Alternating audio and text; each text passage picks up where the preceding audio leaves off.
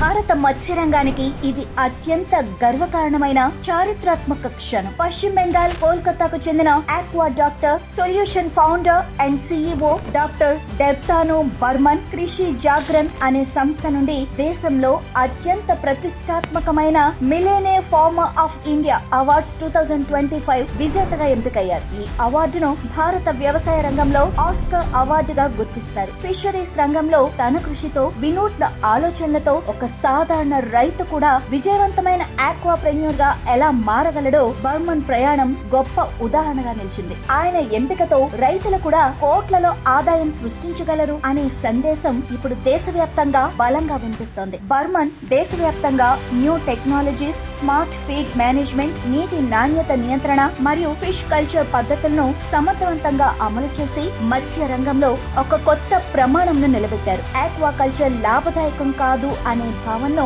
బర్మన్ వంటి విజేతలు పూర్తిగా మార్చేస్తున్నారు. సరైన విజన్, కఠోర శ్రమ మరియు టెక్నాలజీ వినియోగం ఉంటే మత్స్య రంగం కూడా కోట్లను సృష్టించే రంగమే అని కృషి జాగరణ సంస్థ ఈ సందర్భంగా పేర్కొంది. అయితే ఈ అవార్డు ప్రధాన కార్యక్రమం 2025 డిసెంబర్ 7 నుండి 9 వరకు న్యూఢిల్లీలోని ICAR-IARI పూసా గ్రౌండ్స్ లో జరగనుంది. ఈ సందర్భంగా ఆయనకు స్టేట్ ఆనర్ కూడా ప్రకటించబోగా అవార్డును డిసెంబర్ 9న అందజేయడం జరుగుతుంది. ఈ కార్యక్రమంలో వెబినార్లు, సెమినార్లు, నెట్వర్కింగ్ సెషన్లు, అలాగే వ్యవసాయం, మత్స్య రంగంలో నూతన ఆవిష్కరణల ప్రదర్శనలు జరగనున్నాయి. దేశంలోని ప్రముఖ శాస్త్రవేత్తలు, పాలసీ మేకర్లు, మత్స్య నిపుణులు ఈ వేదికపై పాల్గొని మత్స్యరంగ భవిష్యత్తుపై చర్చిస్తారు. రాబోయే సంవత్సరాల్లో ఆక్వా రంగంలో మరెన్నో విజయాలను అందుకోవాలని, భారత మత్స్య రంగాన్ని అంతర్జాతీయ స్థాయిలో ఇంకా ముందుకు తీసుకెళ్లాలని ఈ సందర్భంగా ఫిషరీ న్యూస్ కోరుకుంటోంది. Indian seafood consumption revolution మొదలైంది.